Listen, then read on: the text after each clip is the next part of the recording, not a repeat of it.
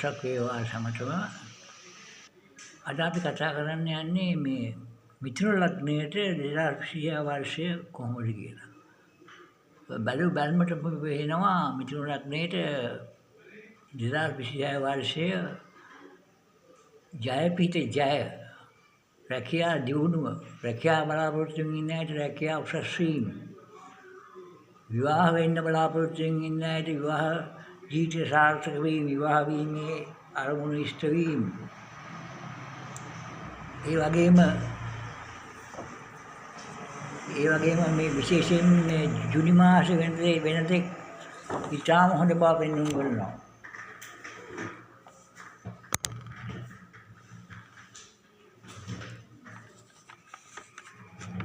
එතකොට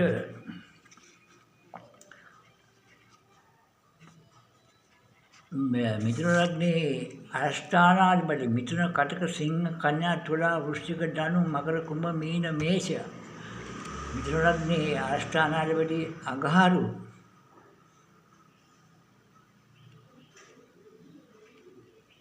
වෙනවා මේෂ රාශියට මැයි මාසේ 11 වෙනිදා අප්‍රේල් මැයි ජූනි වෙනකොට ඉතාම හොඳ කාලයක් බෙන්නුම් කරනවා.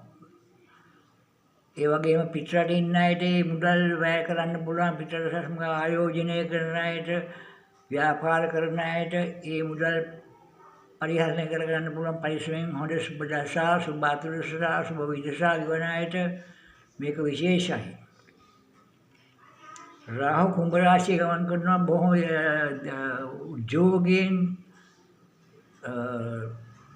ආඩම්බරයෙන් වැඩ කරන බව පෙන්වන්න කරලා තියෙනවා. ඊළඟට මිථුන රාශියට 9 10 අධිපති ධර්ම කර්මාධිපති රාජෝගය හදන සෙන්සු ග්‍රහය අනහොත් ශනි ග්‍රහය මීන රාශිය ගමන් කරන ග්‍රහයිකරු නොමැතිව රැකියා ආරක්ෂා පිටරට යන එහෙම රැකියා ඒ සීලම දේවල් ඉතා හොඳින් සාර්ථක වෙනවා. ගුරු වර්ෂය පටන් ගත්තේ මිථුන රාශියේමයි.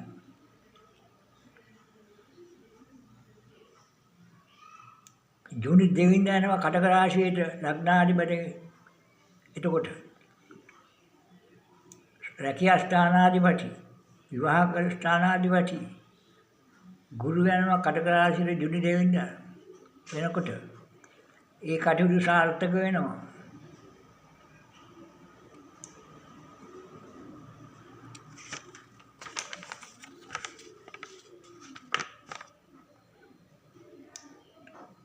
ඊළඟට ගුරු ග්‍රහයාට තුළ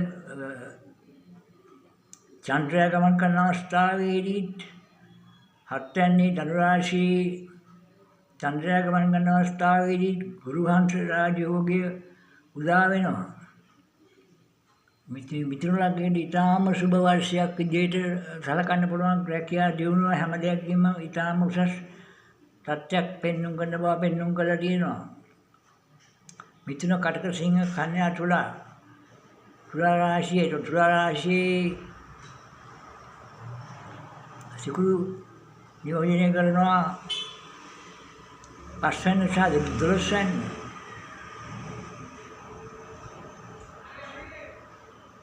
සැප්තැම්බර් 2 වෙනිදා වෙනකොට දරුවන් බලාපොරොත්තු වෙන අයට දරුවන් ලැබෙන්න පුළුවන්. ඒ කටයුතු සාර්ථක කරනකොට දරුවන් පිටරට යන බලාපොරොත්තු වෙමින් ඉන්නවා නම් ඒ මිථුන ලග්නහිමියන්ගේ දරුවන් පිටරට යන්න පුළුවන්. පිටරට උසස් අධ්‍යාපනය කරා යන්න පුළුවන්. නැත්නම් පිටරටදී දරුවන් ලැබෙන්න පුළුවන්. අගෝස්තු සැප්තැම්බර් ඒ මුළු අවුරුද්දම ඉතාම හොඳයි.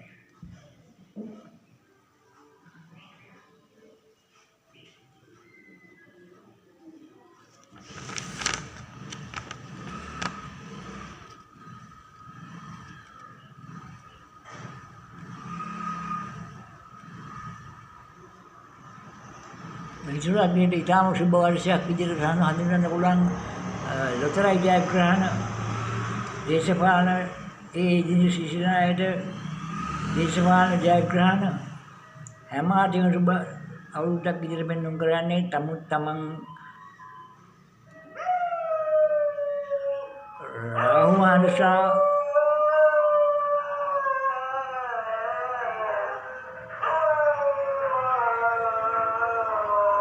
අඟහරු මහදසා සෙන්සුරු මහදසා 12 8 6 වැනි ස්ථානවල ගමන් කරනවා නම් අතුරුදසා මහදසා අතුරුදසා විදසා ඒ ඇයට පමණක් තරමක් ප්‍රතිඵල අඩු වෙන්න පුළුවන් වුණත් සුබ දසා ගෙවන අයට සුබ මහදසා සුබ අතුරුදසා සුබ විදසා ගෙවන අයට 2020 වයස මිථුන ලග්න ඊටාම සුබව කිසිම බියක් සැකයක් නැතුව ප්‍රකාශ කරන්න පුළුවන්.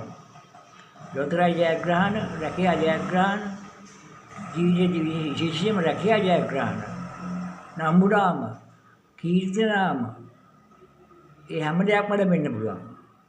උසස් වීම ජනප්‍රිය වීම දේශපාලනයේ ඉඳලා ඉන්න අයට උසම ලග්න හිමියන්ට ඉතාම හොඳ කාලයක් බව පෙන්වන්න කරනවා. මේකට හස්ත රේඛාවෙන් විශේෂයෙන් උදව් වෙනවා. හස්ත රේඛාව පෙන්වන්න කරනවා ඒ නිසි වයස් සීමාවලදී ඒවා ලැබෙනවාද නැද්ද කියන එක. හස්ත රේඛාව පෙන්වන රවි රේඛාව එහෙම නැත්නම්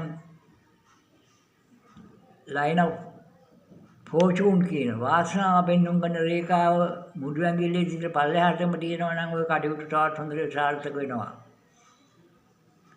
ඒ හින්දා හස්ත රේඛාවත් ජන්මපත්‍රයත් මහදසා අතුරුදසා විදසා යන තුනම බලා ගන්න ඕන. මහදසා අතුරුදසා විතරක් බලලා කියන දේවල් වල සාර්ථක වෙන්නේ නැහැ. ඒ දවසේ පලාපල අපිට පිළිගන්න බෑ. එහෙමනම් කේන්දර අවශ්‍ය වෙන්නේ නැහැ. හස්ත රේඛා ශාස්ත්‍රය මේ ලෝකෙන් අයින් වෙන්න වෙනවා. ජන්මපත්‍රය ත්‍රිවිධී ඒ අයගේ ගෙවන මහදසා අතුරුදසා වෙනස් වෙන නිසා ඒ දවසේ ප්‍රතිඵල මාසයේ ප්‍රතිඵල අපිට පිළිගන්න බැරි බව කනගාටුවෙන් උනත් කියන්න සිද්ධ වෙනවා. ජය වේවා.